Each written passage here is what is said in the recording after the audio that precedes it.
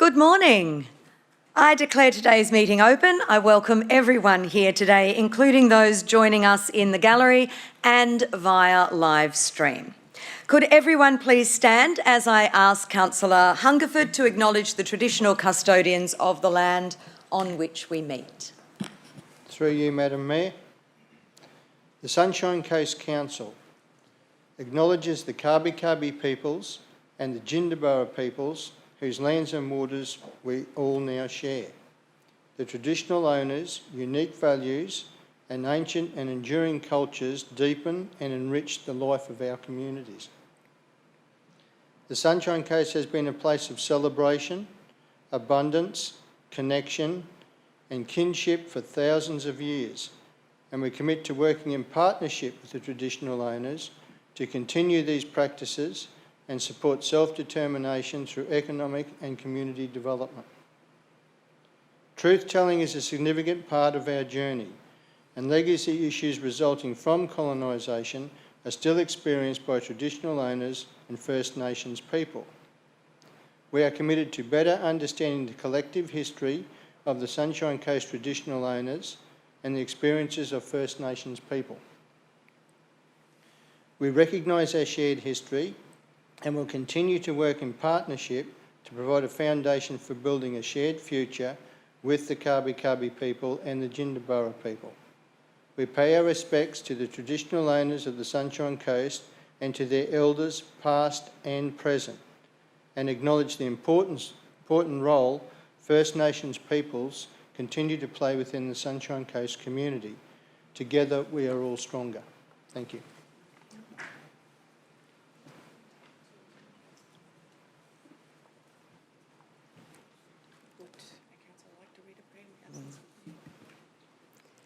In the absence of our guests who were going to do a prayer, would there be a councillor prepared to read a prayer this morning? We have a prayer prepared. Sure. Councillor Broderick. Thanks. Heavenly Father, we ask you to preside over our meeting and our labours and to bless all our endeavours today. Help us to build a community united in harmony of love and of service. Watch over our families at home, at work and at school. We thank you, Lord, for everything that widens our knowledge and equips us more fully for the task of life and living. Give us the knowledge and prudence which will enable us to make the decisions for the good of our community, and open our minds to the task at hand. Open our ears to each other, open our hearts to your will. Teach us to know our own strengths that we may use to the full the gifts and talents which you have given us. We make this prayer in your name. Amen. Amen. Thank you, Councillor Broderick. Please be seated.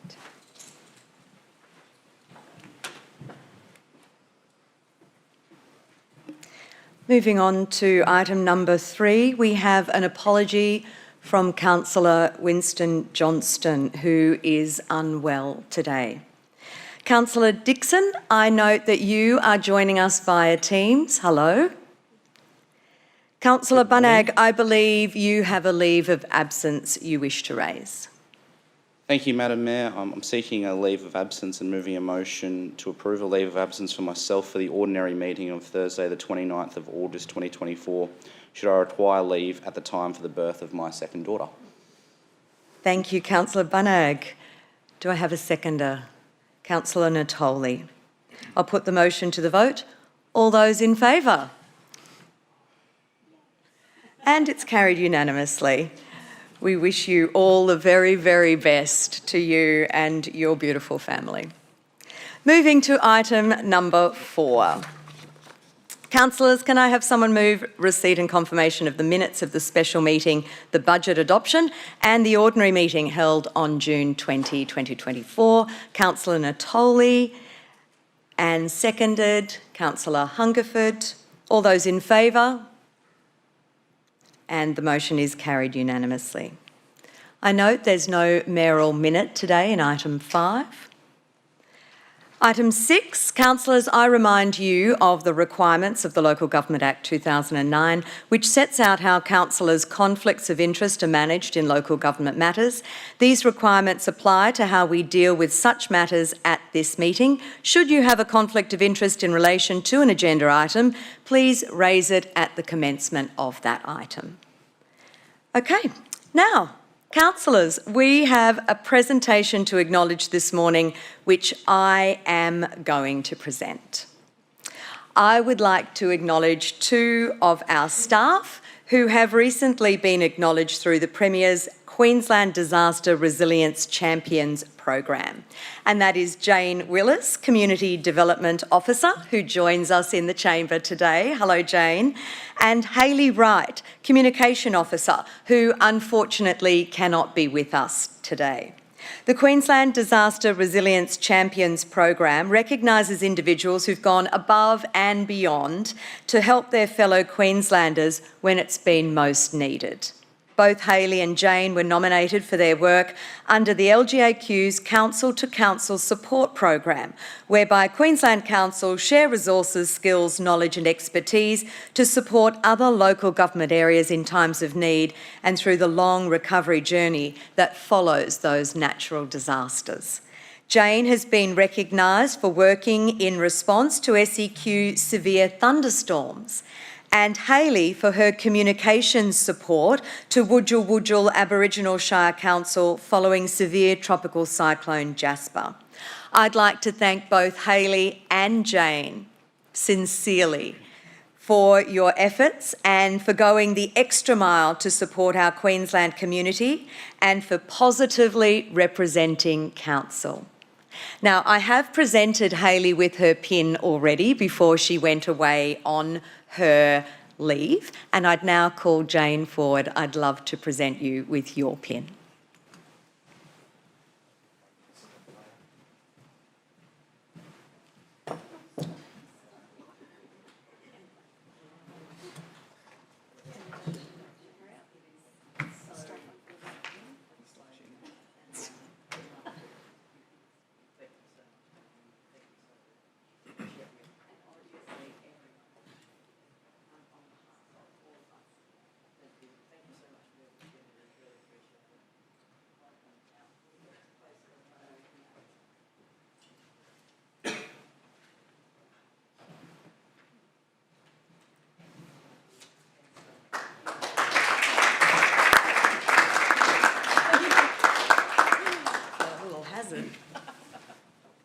Thank you. Excellent. Moving on. Can I have someone to move the motion to note the receipt of that presentation? Councillor Burns, seconder, Councillor Suarez. Councillor Burns, would you like to speak to the motion? Madam Mayor, yes, I would. I had the privilege of actually being Jane's team lead at council prior to filling in the role of councillor, and I can attest that Jane Willis is one of the gems of this organisation. They have this amazing ability to draw people together, to actually, they emanate like this energy and a passion for what they do, and people actually tend to do better when Jane is kind of at the helm, steering the ship. Jane's done incredible work in really drawing together our disaster recovery work for council, and it's been a significant thing. And when Jane was given the opportunity and the invitation to support the Gold Coast City Council during their storm recovery earlier this year, Jane was just absolutely keen to jump in there. Jane continued to kind of contact me daily through that week going, I've learnt this is great, and her energy was infectious. So I can only imagine the Gold Coast City Council deeply appreciated the efforts that Jane gave. So thoroughly deserved, and I'm excited that that Jane's been recognised in that way. So thank you. Thank you. Would anyone else like to speak to the motion? No. Okay. Thank you, councillors. I'll put the motion to the vote. All those in favour? And that is carried unanimously. Okay, Councillor Hungerford, I believe you have a proposed procedural motion to suspend standing orders. Thank you, Madam Mayor. Yes, I move the suspension of standing orders, that Council suspend standing orders to allow consideration of item 8.6, Sunshine Coast Lightning Sponsorship Agreement, as the first item on the agenda. Thank you, Councillor Hungerford. A seconder, Councillor Landsberg. I'll now put the motion to the vote. All those in favour? And the motion is carried unanimously. Councillors, we'll now consider item 8.6, the Sunshine Coast Lightning Sponsorship Agreement. And I welcome Chris Lasserve. Ah, of course. Councillor Broderick first. Thank you. Thank you, Madam Mayor. Through you, the Chair. I, Councillor Jenny Broderick, notify that I have a declarable conflict of interest in item 8.6 to be considered at our meeting today. Having received 2 Lightning Lounge tickets for home matches held on the 14th of April 2024 from Sunshine Coast Lightning with a combined value of $370. So with that in mind, I will exclude myself from the meeting while this matter is discussed and the vote is taken. Thank you, Councillor Broderick. Councillor Burns, I believe you have a declaration. Thank you. Through you, Madam Mayor. I, Councillor Tim Burns, notify that I have a declarable conflict of interest in item 8.6 to be considered at the ordinary meeting on July 24th due to having received 2 Lightning Lounge tickets for home matches held on the 1st of June 2024 directly from the Sunshine Coast Lightning with a combined value of $370. I will exclude myself from the meeting while this matter is being discussed and the vote is taken. Thank you, Madam Mayor. Thank you, Councillor Burns. Councillor Bunnag. Thank you, Madam Mayor. I notify that I have a declarable conflict of interest in relation to item 8.6 Sunshine Coast Lightning Sponsorship Agreement. The declarable conflict of interest arises due to the fact that I have received 6 tickets to the Lightning Lounge directly from the Sunshine Coast Lightning on the 4th of May, 25th of May and 15th of June 2024 to the value of $1,110.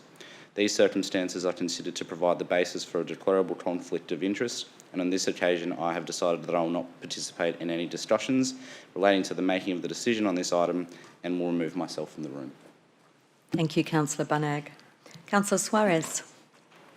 Thank you. Through the Chair, I, Councillor Maria Suarez, notify that I have a declarable conflict of interest in item 8.6 to be considered at the ordinary meeting today, due to the fact that on the 14th of April 2024, I received 3 tickets to the Sunshine Coast Lightning Corporate Lounge valued at $555 from Sunshine Coast Lightning. I will exclude myself from the meeting while this matter is being discussed and the vote is taken.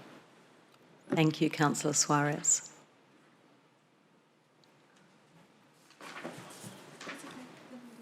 Yep. Thank you. Through you, Madam Chair.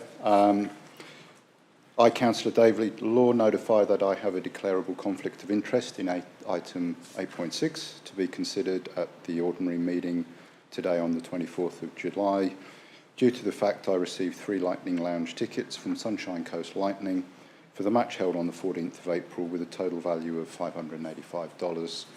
I will exclude myself from the meeting while this matter is being discussed and a vote taken. Thank you, Councillor Law.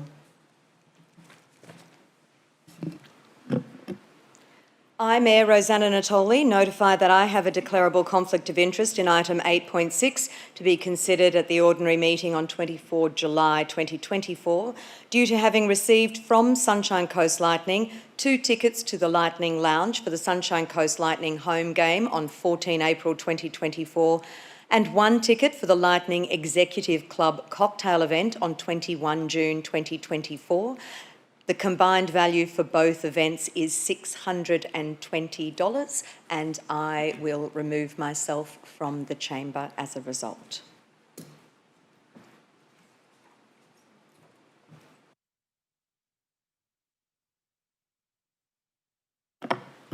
Councillor Natoli. Okay. I, Councillor Giuseppe Joe Antonio Natoli, notify that I have a declarable conflict of interest in item 8.6 to be considered at the ordinary meeting on the 24th of July 2024. My declarable conflict of interest arises because Mayor Rosanna Natoli, who is a related party of mine due to her being my spouse, has notified a declarable conflict of interest in the matter due to having received from the Sunshine Coast Lightning 2 tickets to the Lightning Lounge for the Sunshine Coast Lightning home game on the 14th of April 2024 and 1 ticket for the Lightning Executive Club cocktail event on the 21st of June 2024. The combined value of both events is $620. I'll exclude myself from the meeting while this matter is being discussed and the vote is taken. Thank you, Councillor Natoli. All right. Councillors, as no quorum exists for deciding item 8.6, Sunshine Coast Lightning Sponsorship Agreement, pursuant to section 150 EU of the Local Government Act 2009, all councillors can rejoin the meeting for the purpose of deciding either to delegate deciding the matter, to defer the matter, or not to decide the matter and take no further action in relation to the matter. That being the case, I'd now invite all remaining councillors to return to the chamber.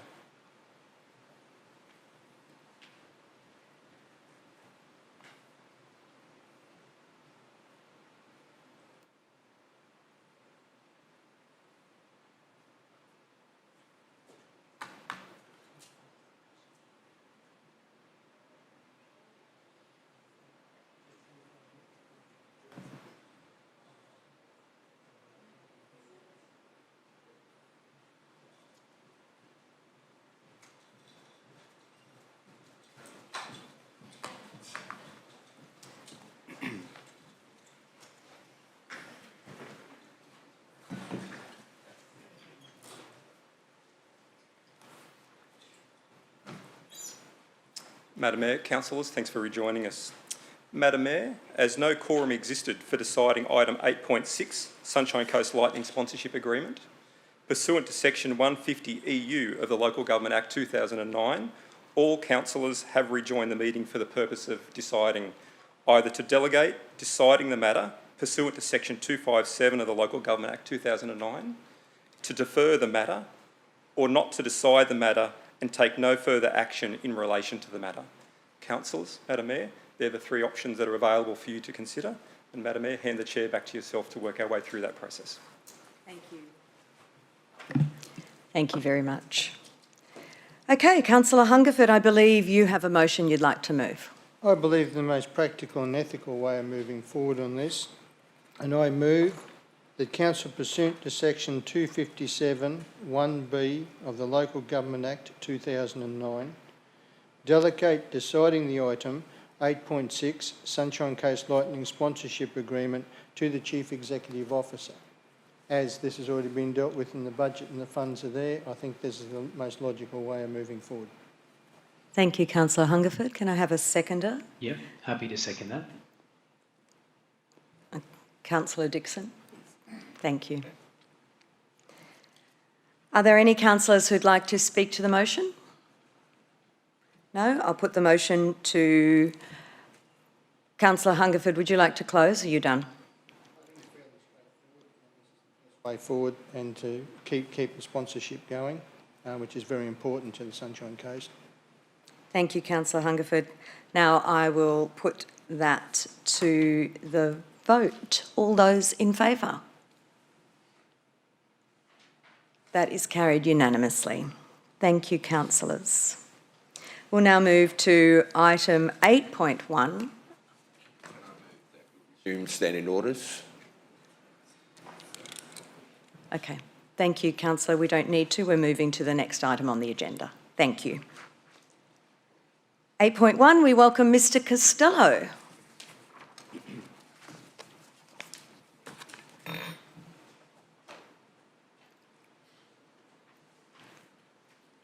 Thank you, Mr. Costello. Welcome. Thank you. Over to you. Thank you, Madam Mayor. Morning all. Presenting the June Financial Performance Report. I'll just note that the results for June are interim. There are further end-of-year processes still to complete, which will result in changes to the operating result and to the capital works program. These include depreciation adjustments, landfill, quarry and employee provisions adjustments, and capital contribution fixed asset adjustments, to name a couple. The 23-24 results are planned for finalisation at the end of this month, and then we'll run through the process with the Queensland Audit Office to finalise the statements.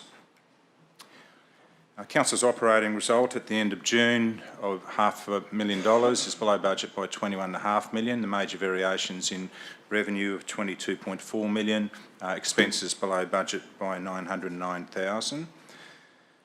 The major component of that relates to an operating grant for the federal financial assistance grant from the federal through to the state government of $10.5 million. As we see on the table there, in past years we've received that grant for the following year paid early.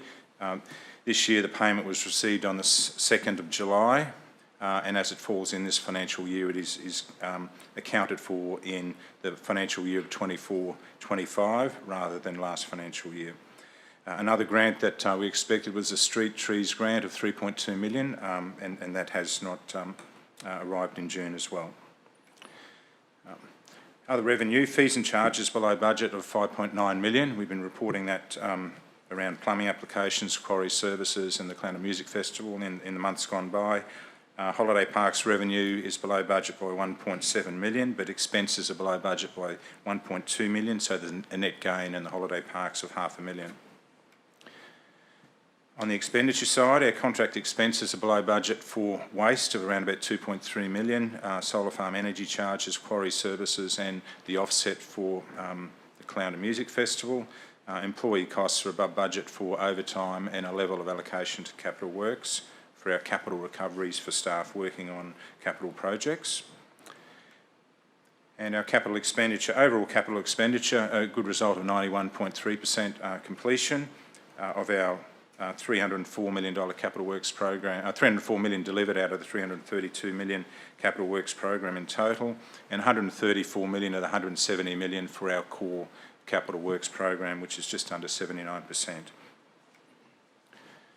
Our cash, as at the end of June, $194 million. There are a number of components in the cash that I've just spoken about previously with those grants. $10.5 million of that was received on the 2nd of July. To offset some of that variation in our cash. And Council's debt at the end of June, $434 million. We drew down in June new loans of $28.5 million. And of our investments, we have 7 term deposits at the end of June for $70 million, a weighted average return of 5%. And the recommendation, Madam Mayor. Thank you, Mr Costello. Can I have a mover for this item? Councillor Hungerford, a seconder. Councillor Bunnag. Councillor Hungerford, would you like to speak? Yes, you would. Madam Chair, I'm certainly glad Michael got to speak to me before I read these figures straight up to explain what's happened, because I would have had a coronary, I think. What this relates to is we've got an operating result of only $500,000. Resulting in a unfavourable variance of $21.5 million. Now that looks pretty drastic, but how to explain this is the capital assistance grants are normally paid at the end of June for the year ahead.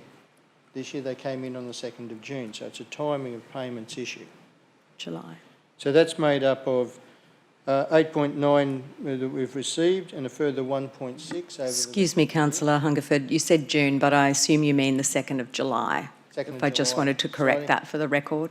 Yeah, 2nd of July. So because it didn't come by the 30th of June, it can't be counted in this year's figures, and it will be in the next month's figures. So that means we've received 8.9 on the 2nd of July rather than the 28th of June, and there's a further 1.6 million to come in quarterly payments through the year. It's about 400,000 a quarter. We've also had a reduction of 5.9 million in fees and charges, reflecting the slowing economy, and the disaster management street trees grant of 3.2 million is late in coming in as well. That's from the operational side of the budget. On the capital side, we still have 24 million to come in from the disaster recovery fundings, which that's a late payment. We've also got a carryover of 36 million in our capital works. So this is not critical, it's about a timing of payments, and it makes things look very dire, even though we are in a tight economic climate. Next month's the July budget figures will show a different result. So we have capital works, as been said, going along nicely. 303.7 million, or 91% of our 332 million capital works program has been financially expended. The core capital program has progressed to 79% of budget. Considering the wet year we had to the year, that's a pretty good result. We still have 194 million in cash, and the debt is very low compared to our asset base of 434 million. So that's a very healthy position to be in. So these do look concerning on a month-on-month thing, but again, I reiterate, it's a timing of the payments coming in. But they're things we've got to watch into next year, because the federal assistance grants have been for about the last 8 years, been paid a year ahead. Now it looks like they're going to be paid quarterly in the future, so that will cause a difference in how we view our budget, how we commit to capital works and the timing of expenditures, but that's for us to determine in the next budget. But it is concerning that that has changed, because it's been a very stable arrangement, and hopefully those other ones come in soon, the disaster management of 24 and the 1.6 million keeps coming in through the year to balance the books. Otherwise we're in a very healthy position, and I'm alarmed, but I'm not concerned, you know. We've just got to keep a watching brief as we go through the year. Thank you. Thank you, Councillor Hungerford. Would any other councillors like to speak to the motion? No. Councillor Hungerford, would you like to close? Were you happy? Okay, I'll now put the motion to the vote. All those in favour? And that is carried unanimously. Thank you. Thanks, Mr. Costello. Moving to item 8.2, welcome Ms. Dibnett to present the next item. Welcome, thank you. Good morning.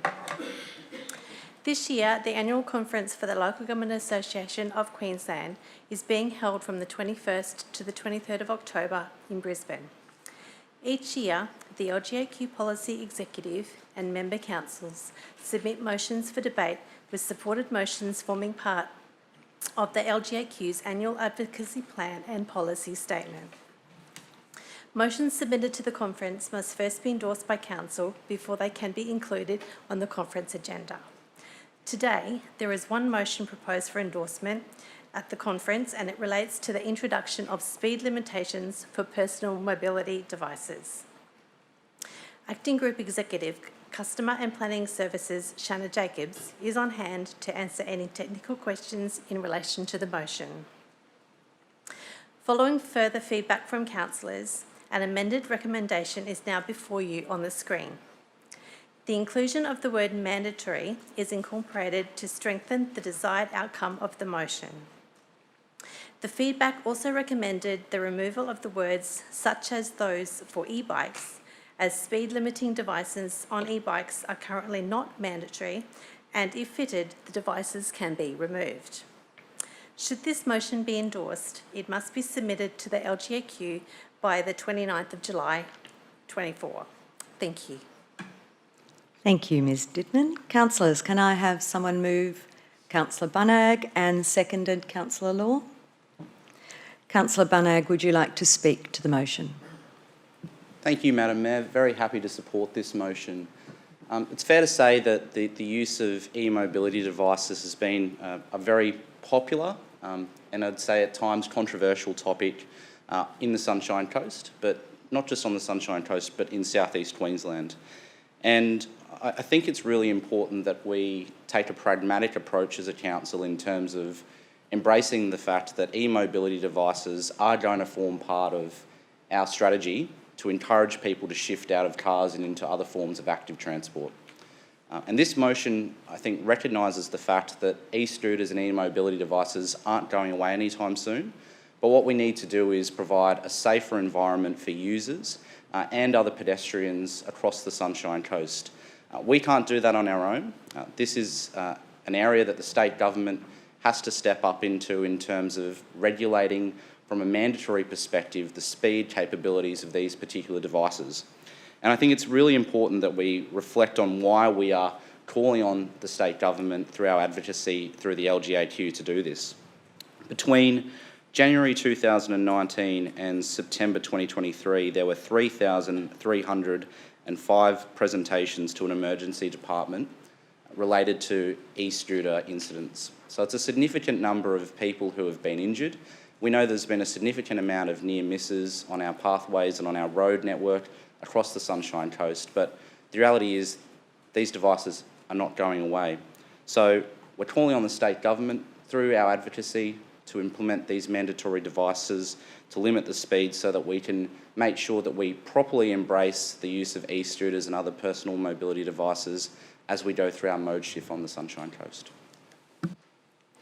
Thank you, Councillor Bannock. Would anyone else like to speak? Councillor Natoli. Thank you, Madam Mayor, and I totally support this motion that's been put before the council and the comments that Councillor Bannock has just put forward.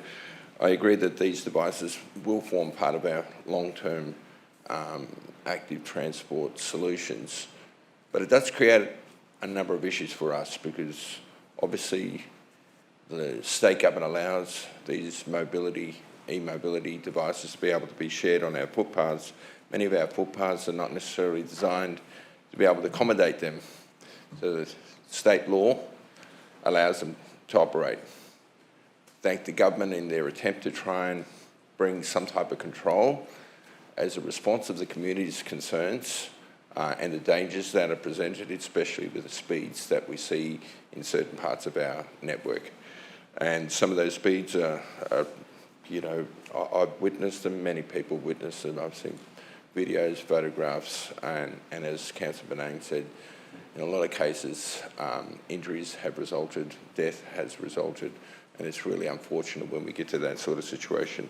Many of us have seen e-scooters pass us on our motorways, Nicklin Way, speed limit is 70k, and I've had e-scooters go past me. So it is something that the government, in bringing legislation is one thing, being able to regulate it is another thing. And I think the biggest problem that I've identified is the fact that every one of these devices come with an inhibitor that actually restricts the speed of the device. It doesn't take much. There are stores that are removing these devices at the request of the customer, but you only have to go on YouTube and you can work out how to do it. It is so easy to do.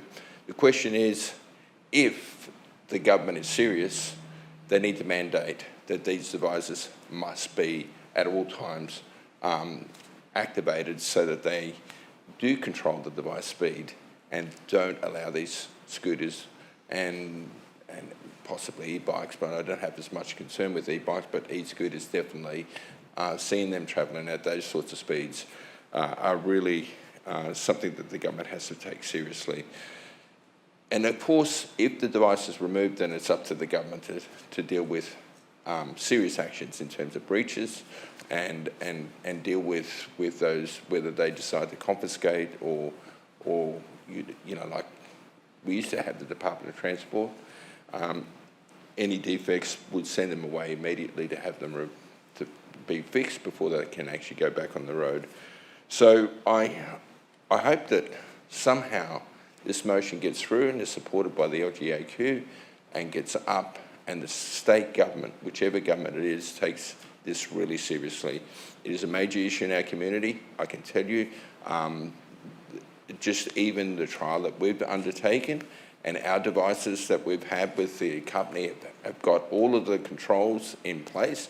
They are not the ones that are causing us the grief. The grief are the private e-scooters in particular that are basically being modified and can travel whatever speed that they can. So that's the fact, that we want this to be mandatory, and we want the government to get serious and make sure that they can actually find a way of managing their legislation, because regulation is something the community is definitely asking for. Thank you. Thank you, Councillor Natoli. Councillor Hungerford. Through you, Madam Mayor, I wholeheartedly support this motion, and I congratulate Councillor Barnagan Law for bringing this forward. Currently there is 12 km/h speed limit, I believe, on footpaths and 25 km an hour on the road. Well, like Councillor Natoli, I've actually been passed by these things on the road 60, 70 km an hour. And then I've watched them weave up between the traffic and I've held my breath a few times for the safety of these people because they go through red lights and everything. I've actually seen that as well. And I've nearly been knocked over on the path just walking because they just come around the corner and they're full speed. So there needs to be some controls around this and they do need to be limited so they cannot do speeds in excess of 60, 70 km an hour.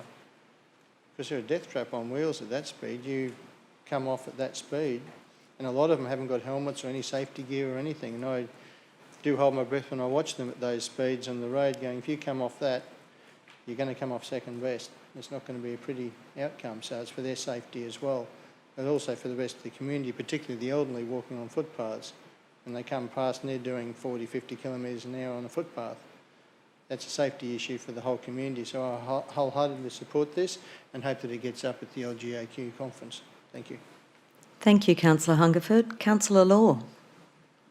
Thank you. Through you, Madam Chair. Just rise to speak in support of the motion today. It's an important part of supporting and delivering on our mode shift and active transport capacity to make sure that all forms of transport are as safe as they can possibly be.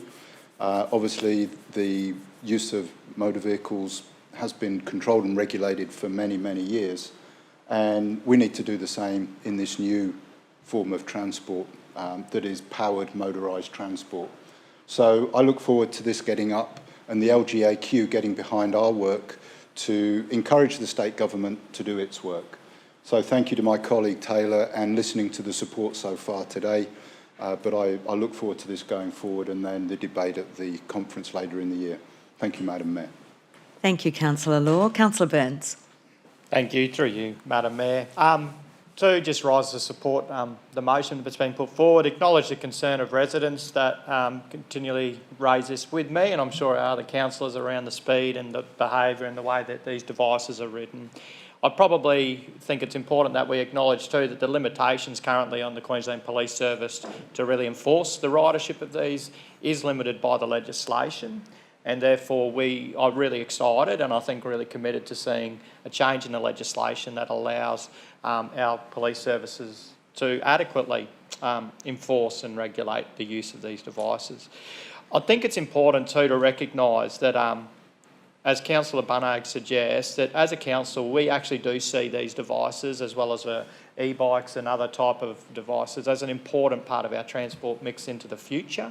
Our commitment and our area of responsibility is to ensure that we have appropriate active transport infrastructure across our region that allow the safe use and passage of these, and that is our commitment. It exists within our integrated transport plan and our active transport activities, and again this council has been quite forthright and committed to that in ensuring and releasing further funds for this financial year to see an improvement in our pedestrian safety mechanisms too around the coast. So I fully support this and look forward to seeing how these devices can be used appropriately into the future in a way that's safe and that actually has positive interactions with other pedestrian users. So thanks, Councillor Bunnag, for raising. Thank you, Madam Mayor. Thanks, Councillor Burns. Councillors, I also rise to speak in support of this motion. It is an important part of our strategy for active transport that we do look to other modes of transport for our community. I think our community finds that a truly exciting way forward in terms of being able to access other modes of transport. Our concern and the concern of our community, of course, is safety and the safety for users and pedestrians, which is why I believe that this motion is something that will have the support of our council, hopefully, but also at the LGAQ conference later this year, where I look forward to also moving this motion and speaking in support of it to our colleagues from across the state. So I think it is in response to community concerns of speed. It is a danger. Hospital presentations must be thought of in terms of the impact more broadly on our health system, but on the safety of our community. So I thank you for bringing this forward to us and also for the opportunity to make a difference in the safety of the community across the state. So thank you. Councillors, no one else willing to speak? Councillor Bunny, would you like to close? No? Okay. I now put the motion to the vote. All those in favour? And the motion is carried unanimously. Thank you, councillors. Thank you, Ms Dittman. Okay, we move on now to the item 8.3 and welcome Ms Nelson. Through you, Madam Mayor, and good morning, councillors. Under Council's International Relations Policy, Corporate Travel Policy and Councillor Expenses and Resources Policy, authority from Council is required for any elected member to undertake overseas travel in an official capacity. At its board meeting in May 2024, the Council of Mayors South East Queensland, or COMSEC as it is known, approved a proposed international delegation to Singapore, Greater Manchester and Paris. All 11 mayors that comprise the COMSEC board have expressed an interest in participating in the delegation, which will be held from 4 to 14 February 2025. As Council's representative and director on the COMSEC board, it is proposed that Mayor Natoli participate in this delegation. Participation in delegations such as this can have significant benefits. They are an informal way for the mayors of South East Queensland to develop relationships and to discuss regional priorities. They are also an opportunity to promote the region for future trade and investment. As a key delivery partner and co-host of the Brisbane 2032 Olympic and Paralympic Games, considerable learnings could be gained in relation to the potential challenges and benefits for this region following the delivery of the Paris 2024 Games. There is opportunity for Mayor Natoli to witness, in particular, how Paris has transitioned its venues and infrastructure to maximise benefit and/or to identify firsthand any challenges it may be facing in that transition. Mayor Natoli will examine Greater Manchester's funding models and in Singapore, its mass transit network, green development and resource recovery. There is also an opportunity to promote this region's produce in the context of addressing food security in Singapore. Importantly, COMSEC will pay most of the costs associated with Mayor Natoli's participation in this delegation, including economy class airfares, accommodation, on-ground transport and most meals. There is no intention to upgrade Mayor Natoli's flights beyond the economy class tickets provided by COMSEC. Any additional costs will be minimal, and this report proposes a small budget of $1,500 to cover any incidental costs should they arise. Councillors, thank you for your consideration. Thank you, Ms Nelson. Can I have a mover? Councillor Suarez. A seconder? Councillor Landsberg. Councillor Suarez. Thank you. Through you, Madam Mayor. Just a question first. We have double and triple checked that accommodation costs are going to be included. Through you, Madam Mayor. Yes, we have. Sorry, that was a Dorothy Dixon. Just to speak to the motion now, Madam Mayor. This delegation proposed by COMSEC is really important to our region, and it's important that the Mayor attend and bring back those valuable insights to our council to see how other cities have leveraged these major events for the betterment of their communities long after those events have occurred. In the last term, the former Mayor went on a similar delegation to other cities and brought back valuable insights, particularly around transport. We learned how, or the team learnt how transport was done well, and we also learnt how transport was not done well. So we want to take those learnings and make sure that we will implement them as best as we can to our ability within our region. Victoria mentioned a number of areas of interest that will be looked at while the Mayor is overseas, and they include 4 key areas of population, so managing growth, housing affordability and land use planning, financial sustainability, particularly in a partnership model, which we see ourselves in, and connectivity, looking at that transit-related infrastructure. Finally, sustainability, looking at waste management, our circular economies and water security, which is a growing concern for our region.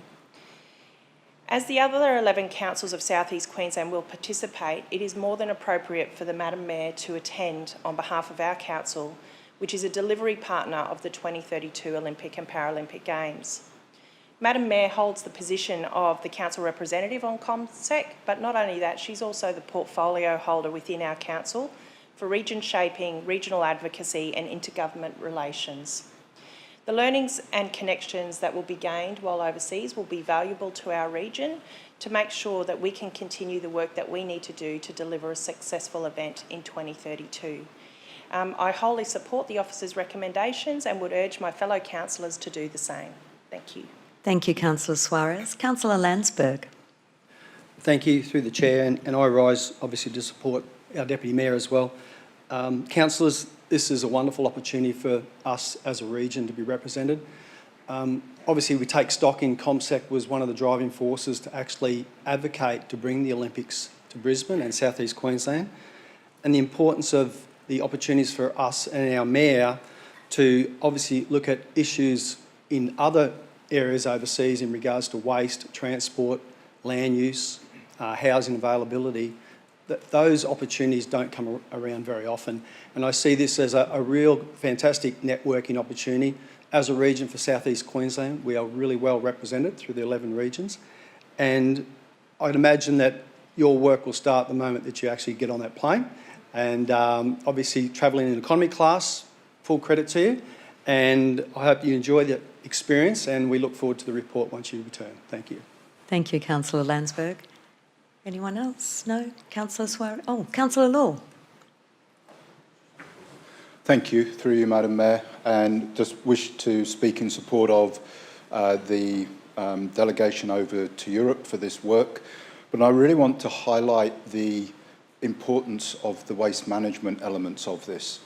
The work that we have to do locally here on the Sunshine Coast to have any chance of achieving our zero net emission strategy relies on our waste management and what's going into landfill. It is the biggest source of CO2 emissions Council is responsible for, and the work that is happening in Europe around these things at the moment is quite remarkable and astonishing, where households actually do the waste management right in their home through what they choose to purchase, and then how they separate all of their waste products into many different streams before it even goes into the regulated part of what local governments have to do to deal with that waste.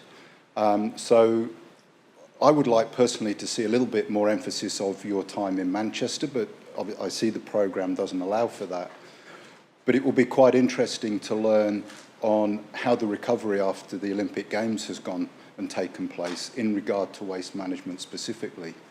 So I do encourage you to use this opportunity with the local mayors from our region to absolutely discover how it is you get the whole community to deal with waste management.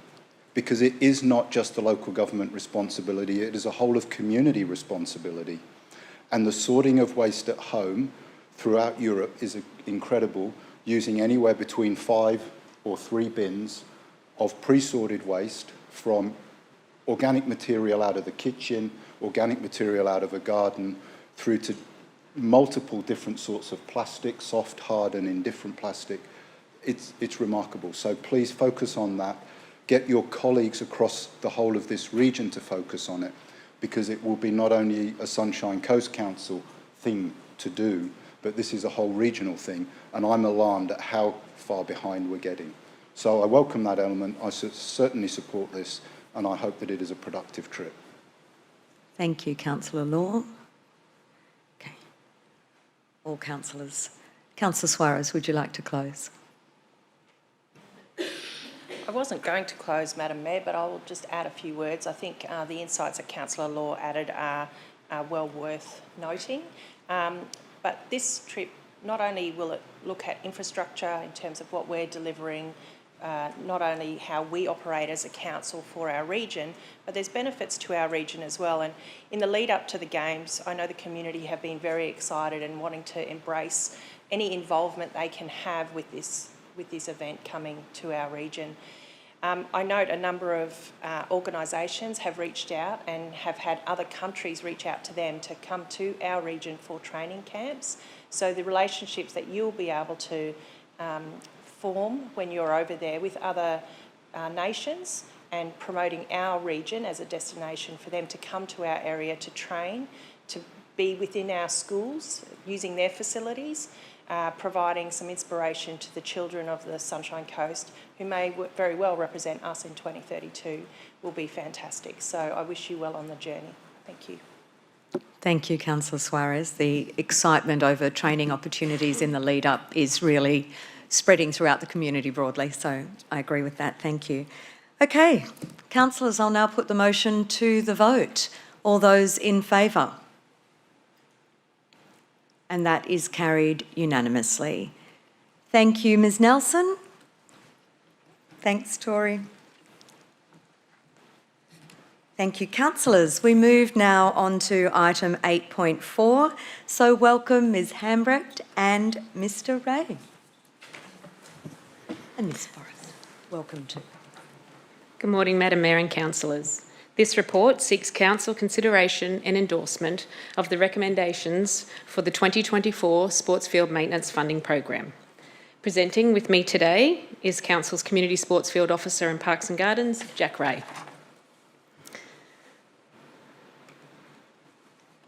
The aim of this multi-year funding program is to provide consistent, equitable and appropriate support for sporting organisations with primary responsibility for the maintenance of sports fields. Funding is based on a formula which considers the field type, the number of fields and the period of responsibility. 6 months for shared fields or 12 months when a club has year-round responsibility. Pivotal to the program is the availability of JAC to support our sporting organisations by providing expert advice on all areas of sports field maintenance. This video will give you a quick snapshot of the program. Hi, my name's Kerry Forrest. I'm the Manager of Community Planning and Development at Sunshine Coast Council. The Sports Fields Maintenance Program commenced in 2011 and provides a cost-effective way for council to provide funding to established sporting organisations. So council partners with these organisations, providing up to 3 years funding for them to assist with maintaining their fields. My name's Mark, I'm the Centre Manager down here at Caloundra Little Athletics. Jack comes down, he helps us top dress the field, they bring the tractor down, helps organise all the top dressing material and everything. My name's Jack Ray, I work as the Parks Community Sports Field Officer in Parks and Gardens for the Sunshine Coast Council. So we do a lot of work on preparing management plans for sports fields, focusing on healthy turf, turf nutrition, good irrigation practices, water harvesting where possible, with a view to provide cost-effective management and maintenance solutions for sports fields. Bristow, I'm president of Coolin Cricket Club. Ground staff are predominantly volunteers, so we only have one paid groundsman. The others are all volunteers, so they're not experts in the field, and we need someone like Jack to be able to help me, help the ground staff with, you know, what are we doing around spraying, what are we doing with fertiliser, because we don't know what we don't know. If we didn't receive that grant, one or two things would happen. We couldn't look after the field and we wouldn't have a playing surface like we do. Yeah, g'day, my name's Eddie Mower. I'm Vice President for Blah Blah United Football Club. Look, the funding is amazing. As I said, we're not-for-profit. We can reduce our fees for the members to play. That money goes in towards the fuel, the mowing, or the fertilisers as well. This funding enables volunteers to maintain their fields to a competitive standard.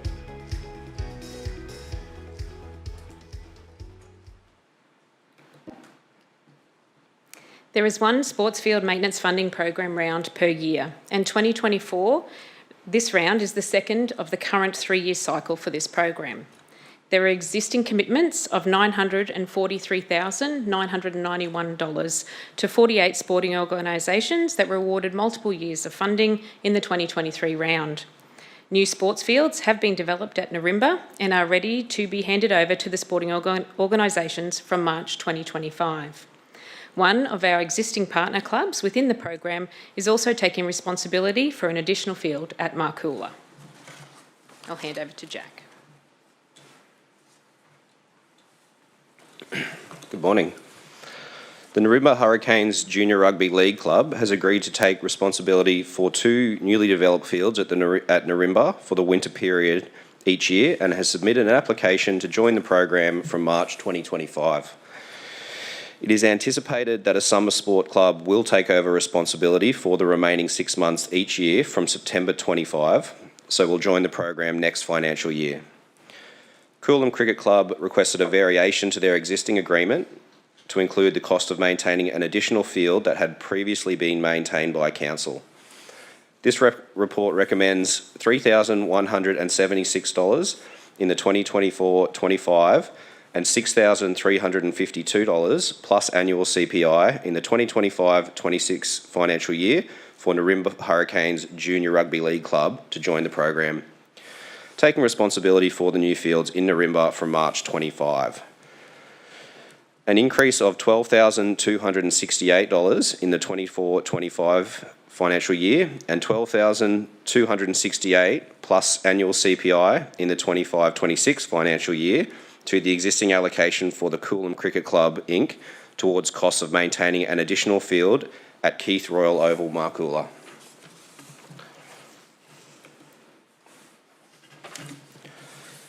In each instance, 2 years of funding is recommended with an annual CPI increase in the second year. This table details the budget implications of the recommendations. We seek Council support for the recommendations in this report. Thanks for your time. Thank you. Can I have a mover? Councillor Bunnag, a seconder, Councillor Broderick. Councillor Bunnag. Thank you, Madam Mayor. Who doesn't love sport? Honestly, we are in the grip of a sporting wave of excitement that is going to permeate right across the country. The Olympics is coming. We know that Councillor Natoli is ready. He's got his Sydney 2000 tie on.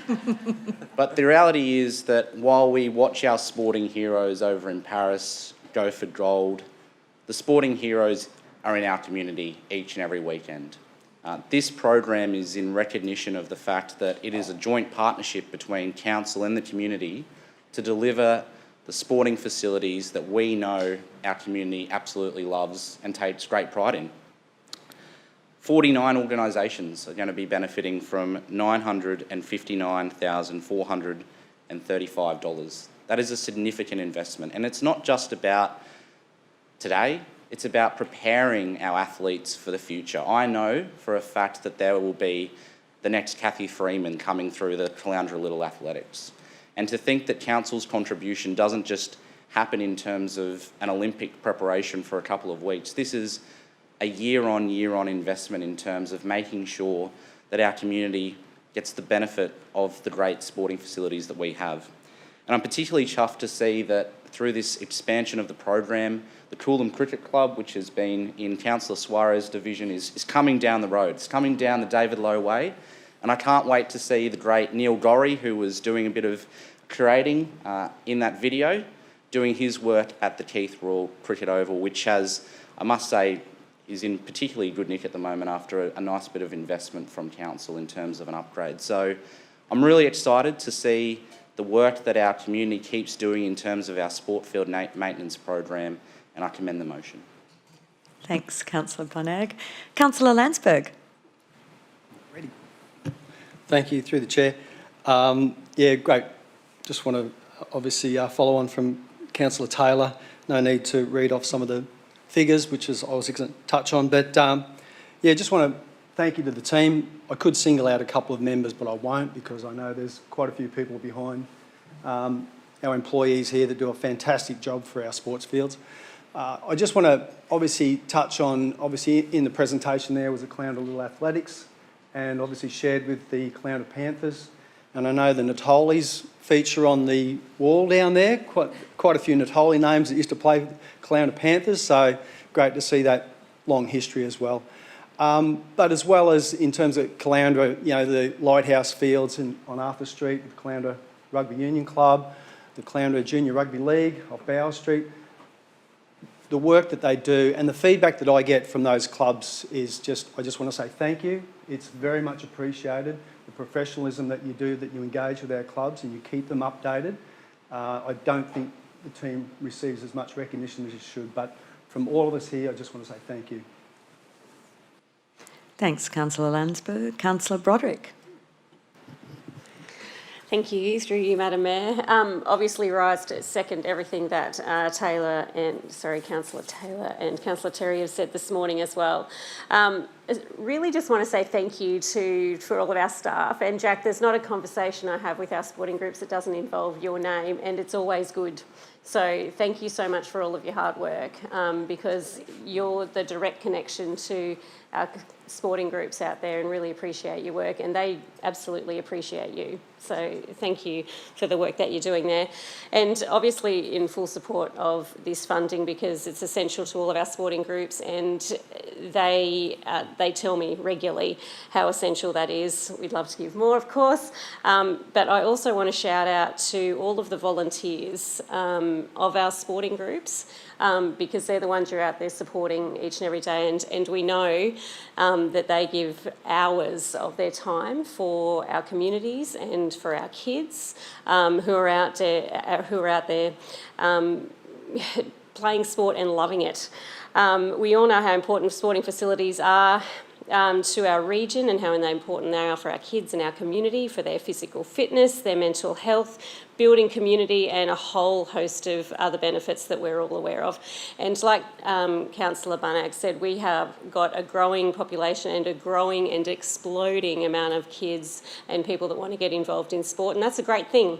So the more that we can do to help them out, I will always be in full support of that. So thank you to the team for all of your work, and again, thank you while you're all watching online. Thank you to all of our awesome community volunteers who go above and beyond week after week for our kids. Thanks, Councillor Broderick. Councillor Burns. Through you, Madam Mayor. Very similar. And yes, Taylor, who doesn't love sport? I love sport. I also love chocolate. It's a deadly mix. But really appreciate, again, just wanted to echo the sentiments that have been shared by the councillors. Thanks so much, Jack, Steph too, for administering the funding and making sure that money's going through at the right time. It's really, really appreciated.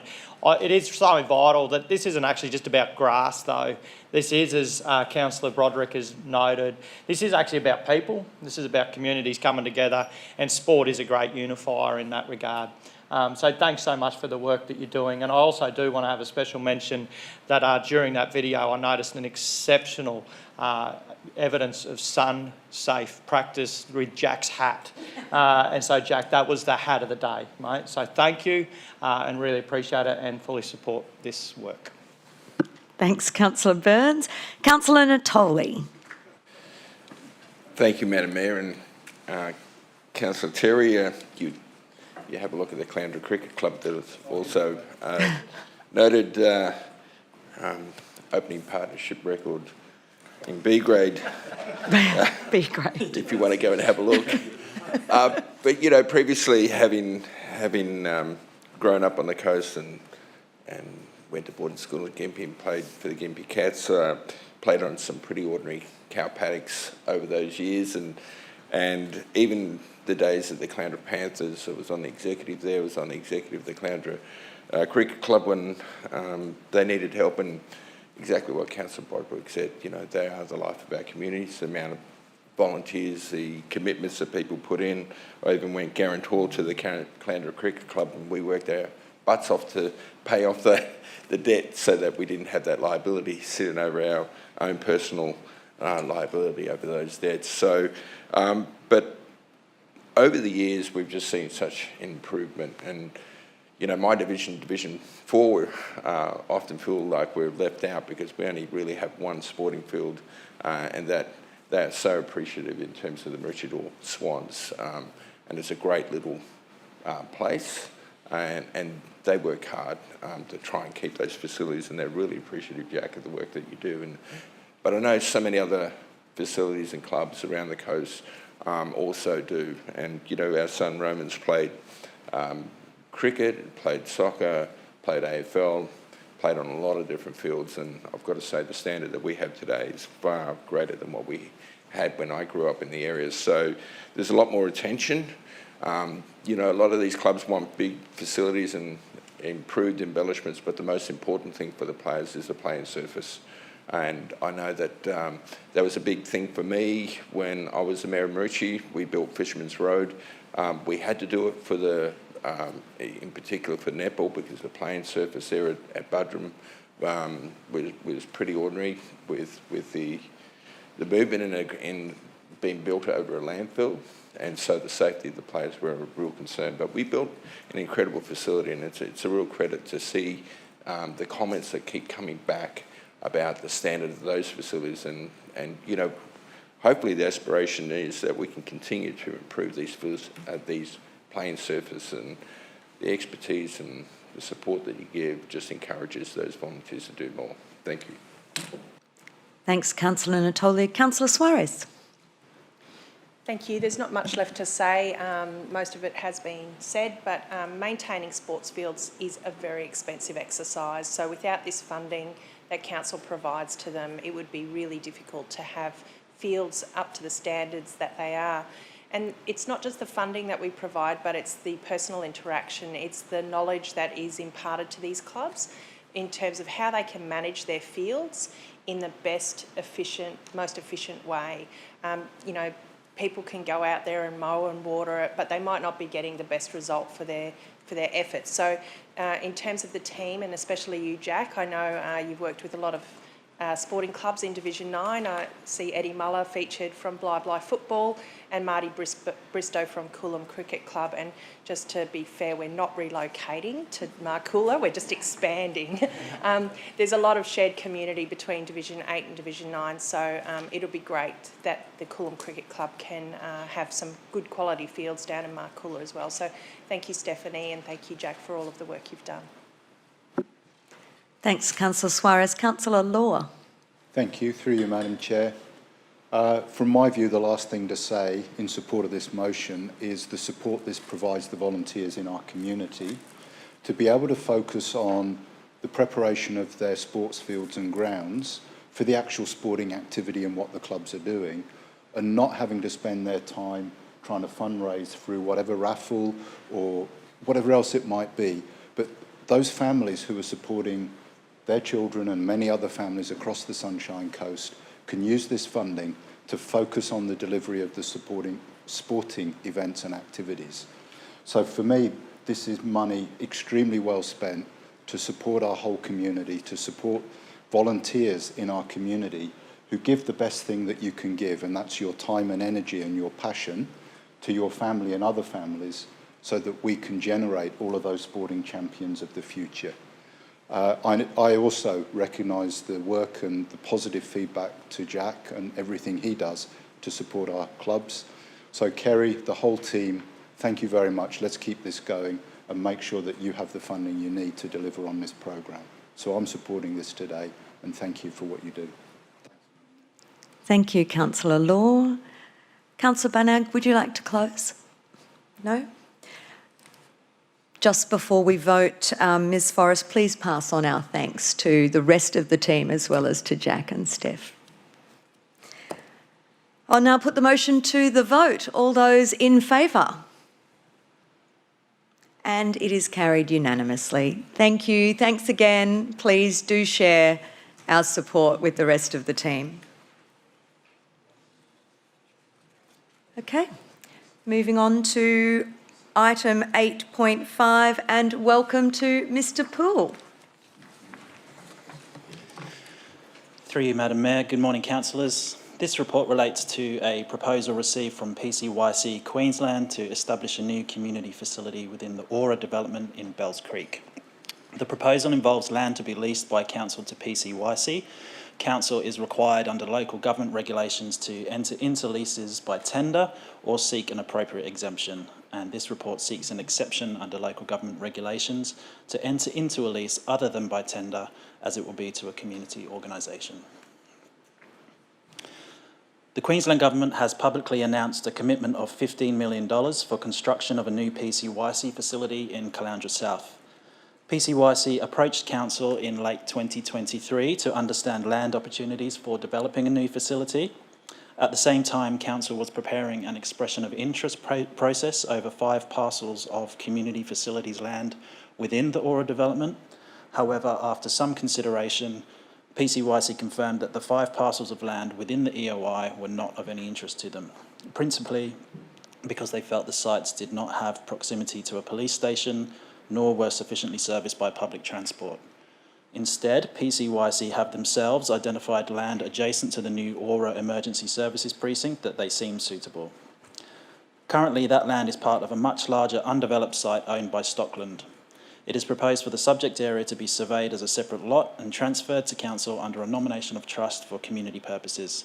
Council will subsequently enter into a ground lease with PCYC so they may construct and operate a new community facility.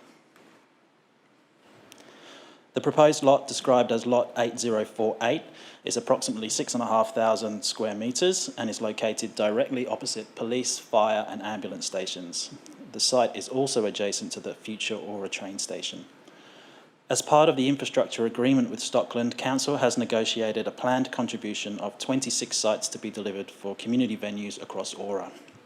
This proposed Lot 8048 is not one of those sites. However, Stockland are agreeable to this land being used for the proposal on the condition that Council redistributes the planned network of sites throughout the broader development. Officers have assessed that 2 planned neighbourhood meeting rooms and 1 planned local community centre site could be redistributed to accommodate this proposal without adversely impacting the network, on the basis that the redistribution will result in no net loss of community facilities land. Effectively, 3 smaller sites will be exchanged for 1 larger site. To effect this change, it will be necessary for Stockland, Council and Economic Development Queensland to execute a deed of variation to the infrastructure agreement. All parties are agreeable to this in principle. To progress the proposal, Council will require PCYC to allow spaces within their facility to remain accessible for community bookings and that these bookings are not out-prioritised by PCYC's regular programming and service delivery. PCYC are receptive to this requirement and confirm that community accessibility is a shared objective. This supports Council's position for all community venues delivered through partnership arrangements to have multi-purpose and flexible activity spaces available for community bookings.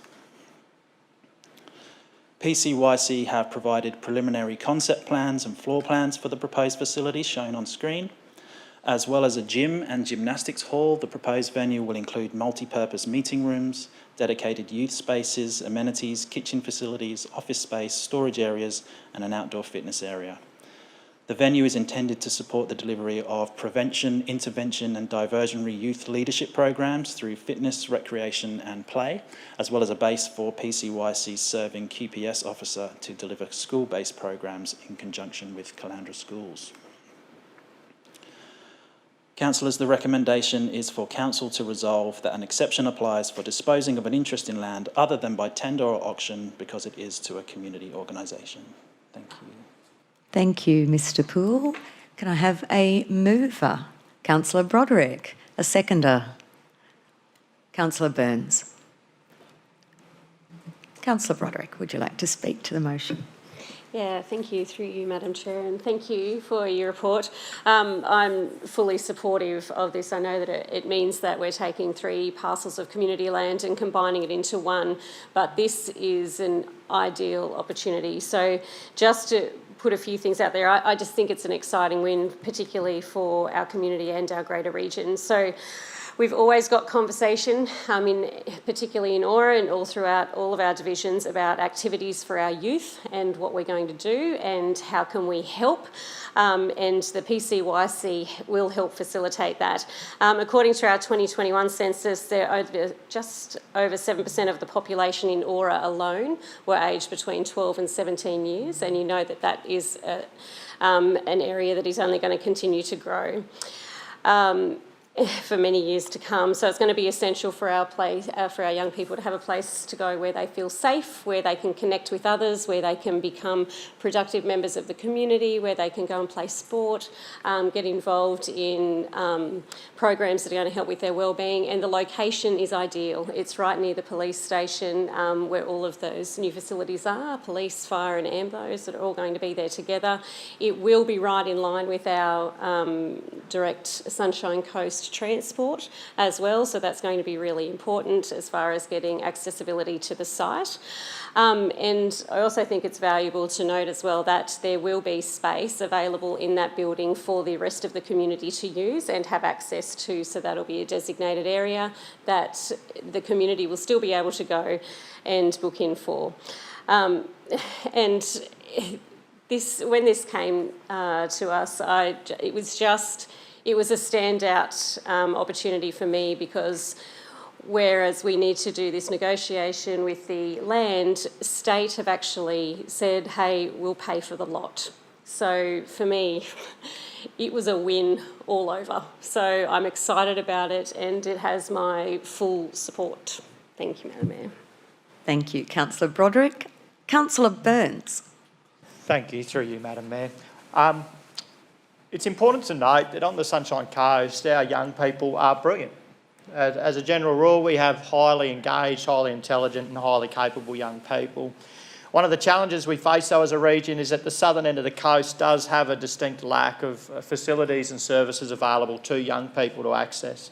Currently, a young person who lives in Baringa, Ora, Narimba, any of these areas in that Cal South space, if they wanted to access Headspace, a youth mental health service, currently, it is only available here in Maroochydore. For that young person to try to access that via our public transport network, it would take them 2 hours one way. That's not sufficient. And so for a while, there's been a concerted effort to increase and improve the services available to young people in the southern part of the region. And encouragingly, Headspace will be opening up in the Caloundra space in the next year or so. And this service through the PCYC would actually just improve even further the access to younger people in the southern end of our region to much needed services. We are a growing region and we do recognise that as we grow, we will continue to experience teething problems and struggles that come with that. Some of that may actually see young people being more disconnected and disengaged at different times for a variety of different reasons. And as Mr Paul said, the PCYC service in Ora would actually provide incredible opportunities for diversion, youth leadership and capacities to actually move beyond that to continue to contribute meaningfully into this space. So I am supportive of this movement and I think this is really vital for the southern end of the region to begin to actually have a consolidated bunch of youth services that will only seek to strengthen our region moving into the future. So thank you, Brad, for the work that you've done in negotiating and working with all the parties involved. I know it's not a simple task and it is a lengthy task, and this is an important piece for us, and particularly in the southern end of the region. So I do support it. Thanks, Councillor Burns. Councillor Dixon, over to you. Yes, thank you, Madam Mayor. I just wanted to echo the comments from my colleagues, and in fact, it doesn't happen often, but point out and acknowledge the state government, particularly the local member, Jason Hunt, for delivering this project and securing the funding. Because if we look around the region, there are other communities like Division 6 who have no community facilities at all. And in fact, we look at developments like Stockland and we wish and wonder that one day we could have something similar. And in this moment, a good opportunity to thank the staff, the council staff, the state government and Stockland for working together on this, because as Councillor Burns said, the youth of the Sunshine Coast are great, but they do need avenues to pour their energy into. And in a climate like this, a PCYC is definitely needed. And in fact, I'd encourage the state government to consider further venues like this right across the Sunshine Coast. So again, thank you to the local member and the government. Thanks, Councillor Dixon. Councillor Law. Thank you. Through you, Madam Mayor. I've got a couple of questions, if I may, through you. Looking at the brief overview of the plan there. When I think about the development at the Caloundra South Aura, I know that it has the best active transport network anywhere on the coast, and yet in these plans and designs there is no allocation for the parking of any type of active transport. I don't see a space for it. And if I think of the school programs we have like Ride School and the uptake of that and the amount of space needed to securely store active transport once it's at the venue, could we please have some sort of recommendation, requirement in what I assume will be a ministerial infrastructure development proposal, because it's going to become a state project funded by them, therefore we just have to approve it. So how, through you, Madam Mayor, maybe to the CEO, how will we ensure adequate provision for active transport so that we don't lose the benefit of the best network across the coast for active transport? That's my first question. Over to the CEO. Through you, Madam Mayor, Councillor. Absolutely agree, Caloundra South does have a fabulous active transport network, and we would certainly be encouraging of providing the facilities to accommodate bikes and other e-mobility devices that might transport people to that location. So through working with the project team, we'll be sure to communicate to the state government and ensure that through the design process with PCYC we put forward the expectations and requirements for appropriate end of trip, if not storage facilities for bikes. Yep. That would be great, and in fact, in my view, essential to support this wonderful outcome. With the cost of construction increasing rapidly, as we know through our own projects, do we believe 15 million is going to be sufficient? If it's insufficient, will the state government make sure that they make up the difference?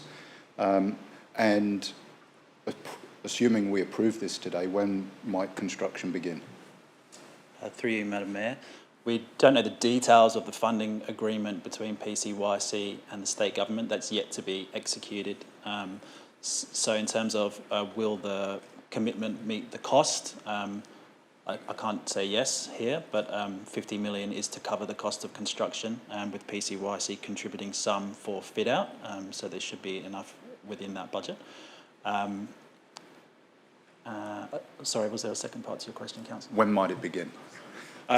Subject to today, we propose to enter into a development agreement which would give 2 years to PCYC for sufficient planning, securing the funding and construction. So we might expect in 2 years' time for the doors to open. That's great, thank you. So to speak to the motion, obviously I want to support this because it is an outstanding contribution to the Sunshine Coast, to the community of Aura, for all the reasons that we've already heard today. I just want to put on the record, as I have done through those questions, the concern of funding costs and blowouts, and who might the state government or PCYC be talking to try and fix that, when I also know through the feedback from Councillor Dixon of his area of still chasing funding to try and achieve some of the basic community needs in his area that is still unmet. So I don't want to create any more unmet need. Absolutely support this project, and please ensure that the designs we're seeing today are fully upgraded to take advantage of active transport, which is what the PCYC, when you look at that, it's what it's about. It's about active. An active community is a healthy community, and the well-being of that community improves and is enhanced. So totally support, and congratulations, Councillor Broderick, on what you've done, along with others, to help get this to happen. Thank you. Thanks, Councillor Law. Councillor Natoli. Thank you, Madam Mayor. As a growing community, we often are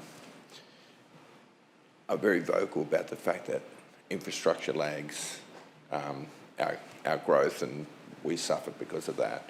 And so I love elections when they come out with these types of outcomes, because it really does give the community opportunity to have that infrastructure in place much earlier than what we would ever have imagined. And obviously Aura having that opportunity right up front, I think sends a clear opportunity for us to be able to monitor what the benefits of that will be for our community.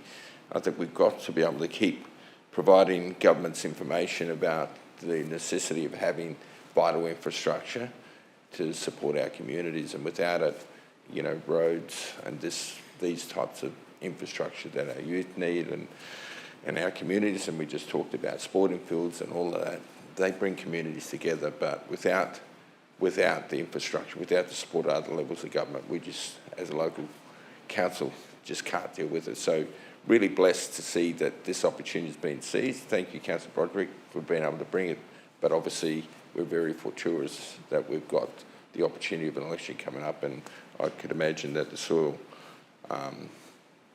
you know, they'll be turning the soil over maybe around election time. Thank you, Councillor Natoli. I also rise to commend this motion to my colleagues, and I'd just like to really recognise the work of our officers in bringing this together, also of Councillor Broderick, because this is a true indication of levels of government working together to deliver an outcome to our community, where we are able to facilitate the delivery of infrastructure that we know our community is crying out for, because it is a very big need in the community of our young people. And so to be able to stand here and together as a council make moves that allow the state government to work with us in a partnership to deliver something that is so vital for our community is a really positive step forward, and I commend councillors to this motion. Councillor Broderick, would you like to close? No? Okay, thank you, councillors. I will now put this motion to the vote. All those in favour? And that is carried unanimously. Thank you, councillors, and thank you, Mr Poole.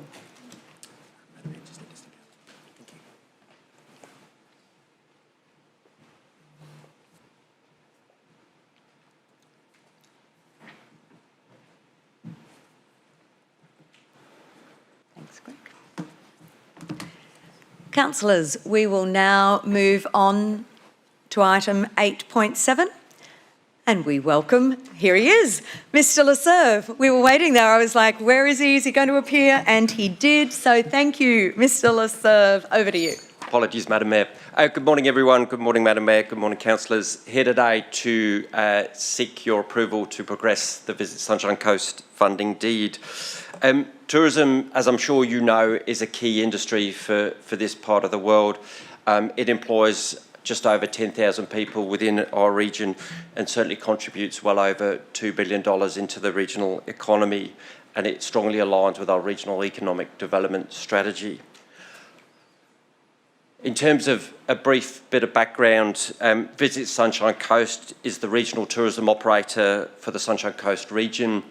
It also covers off Noosa as well as the Gympie local government areas. As an RTO, it's able to access money from the state body, Tourism Events Queensland, and it's done that for some time now.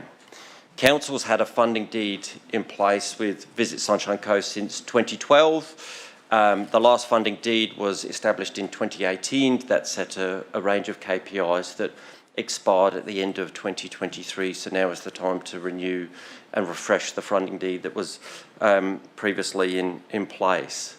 Back in 2022, Economic Development undertook a study in partnership with Visit Sunshine Coast to look at what areas might be improved, how we could drive sort of greater operational sort of efficiencies, but also to sort of understand the operating model that was in place to sort of see whether any adjustments needed to be made there. In terms of opportunities, given that we are at the point of renewing the funding deed, there's a range of opportunities that are before us at this point in time. Some of those opportunities relate to the funding, to the review that was conducted back in 2022. That review looked at a number of different things. It made a range of different recommendations that you will have seen prior to this meeting. Some of those recommendations were around the governance arrangements. It made recommendations about establishing a new funding deed, which is before you today. But it also made a recommendation about retaining the RTO model that was currently in place, albeit seeking to make sort of minor adjustments to sort of improve those efficiencies. One of the other opportunities that's before us is to ensure that Visit Sunshine Coast continues to sort of perform and to perform well, and that sort of means giving VSC a degree of sort of stability so that they can go and recruit the best possible people, attract the best possible people to the region to sort of operate within the organisation itself.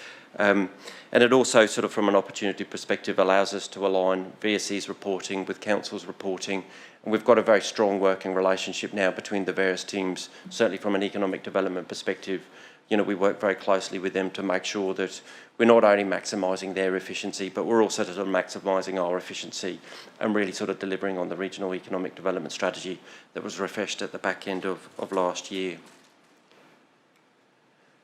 In terms of some key changes, as I sort of mentioned, we've sought to strengthen the reporting requirements. You know, we've established some new KPIs, given that the old sort of KPIs expired just recently. Those KPIs also have now set annual increases in terms of they will ratchet up year on year to ensure that sort of VSC continues to sort of improve its performance and we continue to grow the tourism economy here within the region on a year on year sort of basis. The funding deed does provide VSC with a degree of stability. You know, you would want that if you were within sort of VSC, so you could go out and recruit the right people, you could enter into sort of appropriate contracts with external parties, but it also contains relevant termination provisions for council should council want to go in a different direction. One of the other recommendations that is included within the revised sort of funding deed is to follow through on those findings from the 2022 Investment in Tourism report, and that's been agreed with VSC. So we'll make sure that we continue to work again in partnership with them to address those sort of findings and implement them in full.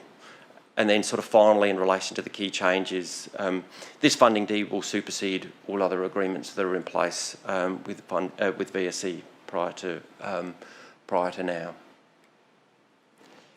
In terms of the recommendations that are before you today, we're seeking that you receive and note the report, titled Visit Sunshine Coast Funding Deed, and delegate authority through to the Chief Executive Officer to finalise and execute the funding and performance deed with Visit Sunshine Coast. Thank you, Mr Lasserve. Move Councillor Natoli, seconded Councillor Landsberg. Councillor Natoli. Thank you, Madam Mayor, and thank you, Chris, for giving us an insight. I've, in the past, have been reasonably critical of the structure of tourism, the whole process of being able to represent the industry, because it is, ever since I've lived on the Sunshine Coast since 1970, tourism has been part of the framework, and most of my division is pretty much reliant on tourism, and we also see that tourism can be impacted by global issues. We saw that with the pandemic. We also see that it's impacted by financial circumstances where, in particular now, the cost of living, and it's a very dynamic part of our economic development. I think one of the key things that I have been impressed is obviously the new CEO and the communication that's improved between both VSC and also the council, and in particular with myself, in being able to work and now as a portfolio councillor work closely with them in being able to look at where we can go with them. It's a work in progress as far as I'm concerned. I know that there's more work to be done, and there are elements of their delivery that still need improvement. But when we really think about their role as a regional tourism authority, they are one of 13 in Queensland. They rate in the top 3. They do perform, and I'll give it to them. They are able to deliver, and I think the fact that there is this very strong nexus between council and them gives us the opportunity to be able to really get the best out of them.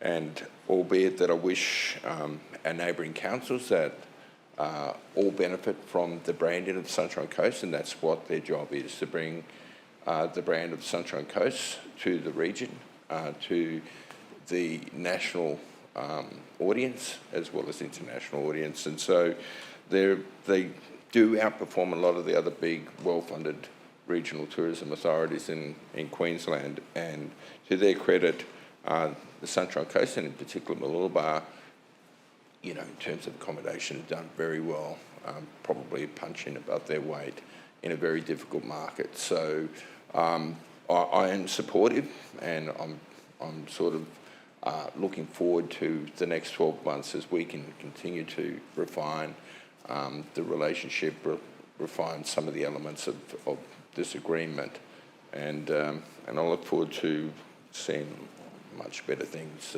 that will come out of that. Thank you. Thanks, Councillor Natoli. Councillor Landsberg. Well, thank you, through you, Madam Mayor. And yes, I rise, obviously, as well to support the officer's recommendation. Councillors, there's no doubt that we do the heavy lifting for VSC and for our region. And I know these discussions come up regularly, especially in regards to our financial contribution. But VSC, obviously aligning with our RED strategy, it's important for them to obviously continue to promote our region. Personally, I know with what they work with, they do a great job in engaging with a lot of our representatives across the Sunshine Coast. It can be difficult sometimes, but bringing them all and aligning them together is one of their priorities for them to do for us as a council. On outcome, obviously, with our REDs and aligning with that, March 2023, we ran a study for over 700 businesses that included our tourism businesses as well. 67% of those businesses supported expanding, and what we are currently seeing as well is a couple of our tourist operators are looking at expanding their operations. So obviously we look forward to our council supporting that wish as well. But the destination tourism plan that was carried out, obviously we look forward to more of those outcomes being implemented, and as well as good to see that council will be represented on that board as well. And obviously that'll give us the opportunity to receive some critical feedback as well. Thank you. Thanks, Councillor Landsberg. Councillor Natoli, would you like to close? Yes, thanks, Madam Mayor. Previously we saw the funding that went to our sporting fields, and I mentioned Division 4 has one sporting field out of the $1 million that goes almost to the whole region. Division 4 gets a small component of that, and I often hear the comments about how much money goes into tourism, how much money goes into Mellum. And as a region, this is what we do, you know. I think this argument, when the levy was there and we imposed a levy over a lot of businesses that didn't feel like they benefit from tourism, but they do. You know, like a tourism operator brings in money, they employ people, they spend money through a lot of other businesses, but those businesses don't actually see that they are part of the tourism industry. And so globally, our region benefits from that. $2.5 billion is a lot of revenue that we generate in GDP. And of course, the state government, federal government, they do very well out of that. And we do the heavy lifting. So it's important to have a structure and a regional tourism authority, and you know, sort of toyed with whether regional tourism authority, a local tourism authority like Noosa have, what's the best way to go. But I think globally, we need to be in this place. And recently we had a meeting with Queensland Tourism, the new CEO and the executive, very positive. They want to build stronger relationships with us. That will only happen if we continue to have the regional tourism authority and work within their structure. It's the Queensland government. So we just talked before about strong government relationships between the state, local government. This is one classic model of where we're really supporting the state government model here in terms of supporting regional tourism authorities and the funding that they put into those as well. So, councillors, I would hope that you would support this today. Thanks, Councillor Natoli. I will now put the motion to the vote. All those in favour? And the motion is carried unanimously. Thank you, councillors. Thank you, Mr Leserve.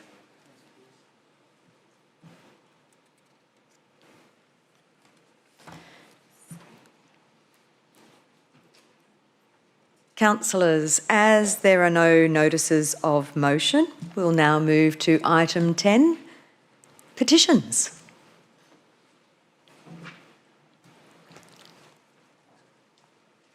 Councillor Law, I understand you have 2 petitions. Would you like to present your first petition regarding the request to reduce vehicle speed around North Arm?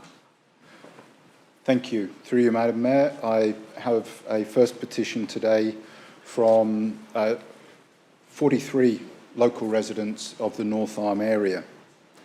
We, the undersigned residents of North Arm, are writing to express our collective concern regarding the current speed of vehicle traffic in our community. The safety and well-being of our residents, particularly children and the elderly, are being compromised due to high-speed traffic and inadequate signage. We respectfully request immediate action to address these concerns. I mentioned 43 signatures on the petition with evidence of photographs and so on. Thank you. Thanks, Councillor Law. Who has moved the petition be received and referred to the CEO? Can I have a seconder? Councillor Suarez. Councillor Law, you've spoken to the petition. You have anything else to say? No? No, before we vote. Yes. Would you like to speak to the petition? Thank you. Yes, I will, Madam Mayor. I've been in contact with this group over a number of months now, and while they all recognise we cannot control the behaviour of a driver in a vehicle, we can do things to try and encourage those drivers of vehicles to behave appropriately and operate their vehicles correctly. And this petition is going some way to support that. Thank you very much. Thank you, Councillor Law. Okay, now I'll put the motion to the vote. All those in favour? That is carried unanimously. Thank you, Councillor Law. And your second petition now regarding a request for homeless sanctuary. That's right. Thank you, Madam Mayor. Through you, I have a petition from, again, from the local community across the whole Sunshine Coast. We, the undersigned, support in the asking of the Sunshine Coast Council to release the Thread Murray building or another suitable vacant building in order to create a homeless sanctuary where vulnerable people can feel safe and secure. We would ask that this project be fully funded by the Department of Housing, Local Government Planning and Public Works. We have 204 signatures on this petition from the local community. Thanks, Councillor Law. Councillor Law has moved the petition be received and referred to the CEO. Can I have a seconder? Councillor Burns. Councillor Law, would you like to speak? Thank you.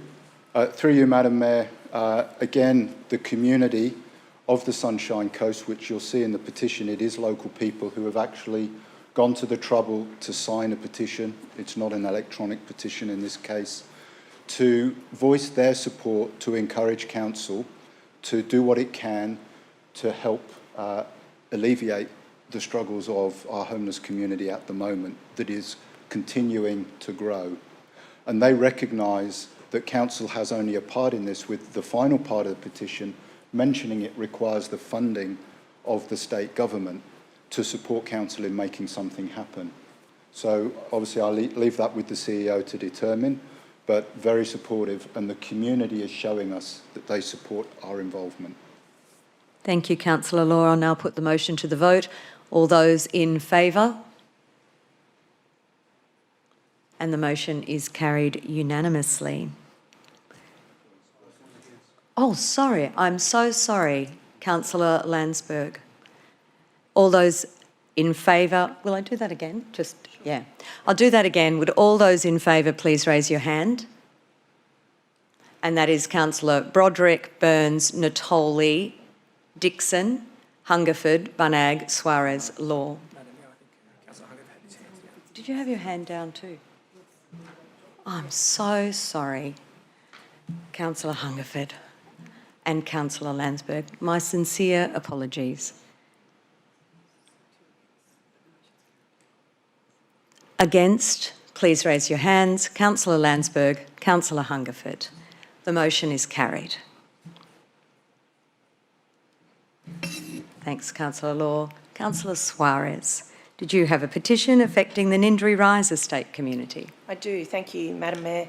I have a petition to the Sunshine Coast Council from the Ninderry Rise estate. There's 175 signatures over 21 pages. The petition reads as follows. We, the undersigned, are concerned about the negative impact of the draft Mount Ninderry Environment Reserve Landscape Plan 2024 will have on the Ninderry Rise estate community. We respectfully petition Sunshine Coast Council to reconsider this plan.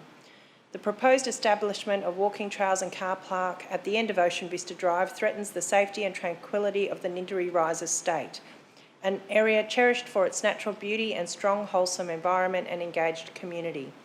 Families, including ours, moved here to provide a safe place for us, our children and grandchildren, only now to face significant increases in traffic on roads not designed to handle such pressure. The draft Mount Ninderry Environment Reserve Landscape Plan 2024 will compromise the very essence of our neighbourhood. If this development proceeds, the unspoiled beauty and peace we currently enjoy will be lost. The grassy area at the top of Ocean Vista Drive, a haven for residents and visitors to immerse in Mount Ninderry's flora and fauna, will be replaced by a gathering place, viewing platform and car park.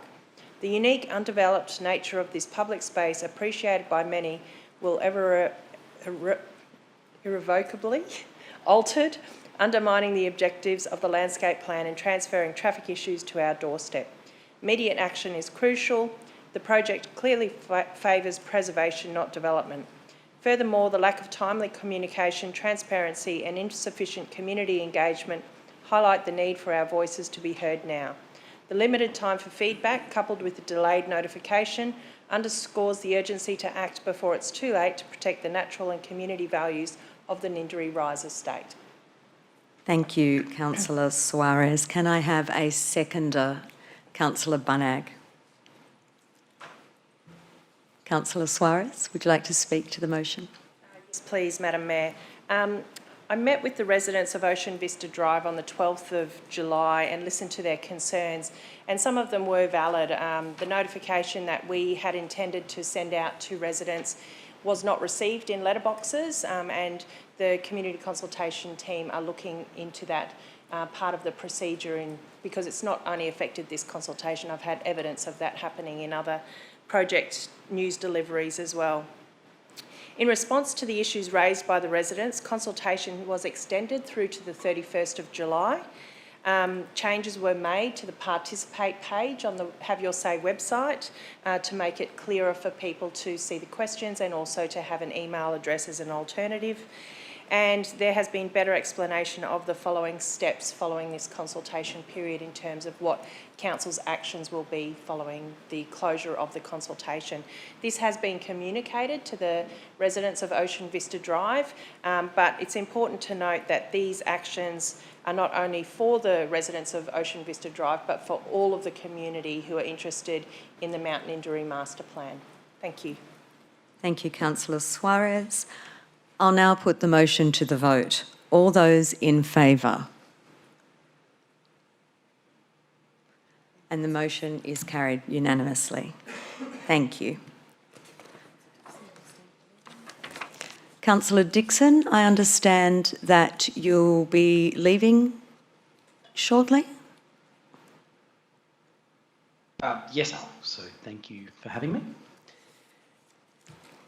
Thank you, Councillor Dixon. Councillors, before we move into the confidential session, do any of you wish to declare any personal interests in relation to the items to be discussed? In relation to item 11.1, the Chief Executive Officer advises that the report contains confidential information relating to negotiations about a commercial matter involving council for which a public discussion would likely prejudice the interests of council. For these reasons, it's recommended that Council close the meeting under Section 254J of the Local Government Regulation 2012 to consider and discuss the information in these reports. Noting, of course, that Council's decisions on these items will be made during open session, which will be viewable by the public. Councillors, is someone prepared to move that we close the meeting to discuss agenda item 11.1? Councillor Suarez, and seconded Councillor Hungerford. I'll now put the motion to the vote. All those in favour? And that is carried unanimously.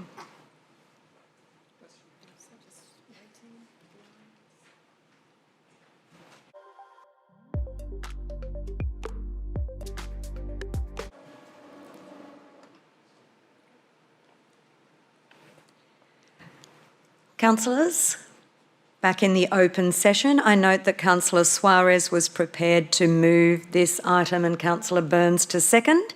Thank you, councillors. Councillor Suarez, would you like to speak to the motion? Yes, through you, Madam Mayor. Just briefly, this acquisition supports an action identified in the Environment and Livability Strategy, which is conserving our biodiversity. So under that action, it specifically says to connect and protect our valued habitat areas to support our native flora and fauna and providing the community with opportunities to participate in conservation and to experience the natural environment. I believe this acquisition will meet that specific transformational action, and I wish the CEO all the best in the negotiations. Thank you. Thank you, Councillor Suarez. No one else to speak? Councillor Suarez, would you like to close? No? Thank you, councillors. I'll now put the motion to the vote. All those in favour? And the motion is carried unanimously. Councillors, as we have no further items on today's agenda, I will declare the meeting closed at 10:59.